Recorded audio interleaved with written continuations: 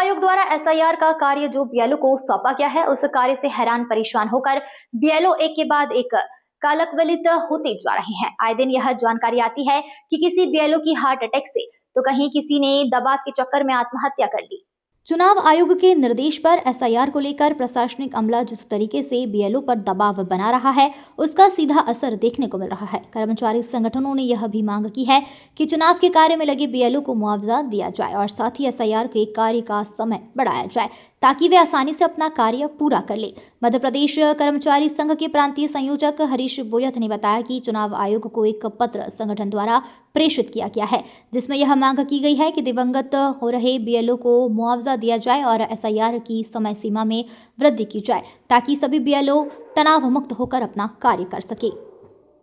SIR को लेकर के पूरे देश में एक बीएलओ के रूप में जो हमारे कर्मचारियों में काफ़ी हाहाकार का माहौल है। अभी विगत समय हमने देखने को मिला है कि काफ़ी कर्मचारियों की इसमें मौत भी हो गई है। हमने आज ही मुख्य निर्वाचन आयुक्त को पत्र लिख कर के मांग की है कि जो इस तरह से चुनाव के अंदर कर्मचारियों का बीमा किया जाता है और यदि उनकी स्वास्थ्य खराब होता है या मौत होती है, तो जिस तरह 15 लाख रुपए की राशि मौत होने पर दी जाती है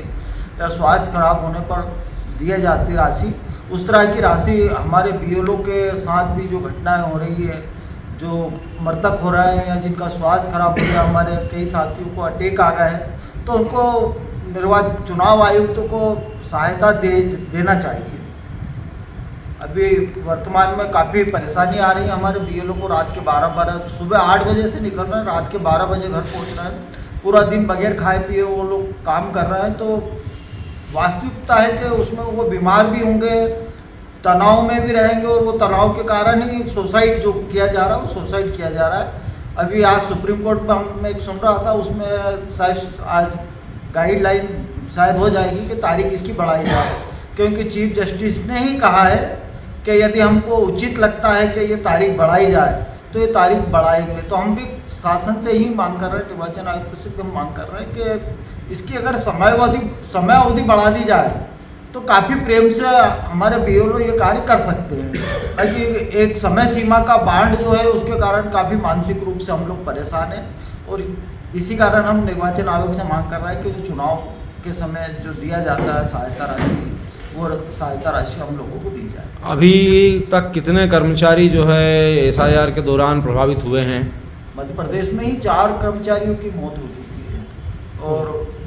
आज ही एक मैं पढ़ रहा था, होशंगाबाद में कर्मचारी को अटैक आया, वो भर्ती है अभी उत्तर प्रदेश में कोई यादव बंधु है, उसने आत्महत्या कर ली, कल ही आत्महत्या कर ली। तो इस तरह से मतलब एसआईआर से इतने मानसिक रूप से परेशान हो गए। और हमने अभी जब जिला कलेक्टर साहब ने मीटिंग रखी थी तो हमने कलेक्टर साहब से यही निवेदन किया था कि सर पैनिक नहीं किया जाए। कर्मचारियों को क्या किया जा रहा है कि तहसीलदार, नायब तहसीलदार और रहे साहब 4th क्लास कर्मचारी जो विधानसभा में बैठे हैं, वो इस तरह से व्यवहार कर रहे हैं हमारे कर्मचारियों के साथ कि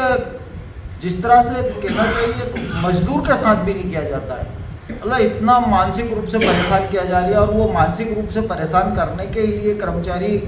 ये इस तरह के कदम उठाए जा रहे हैं।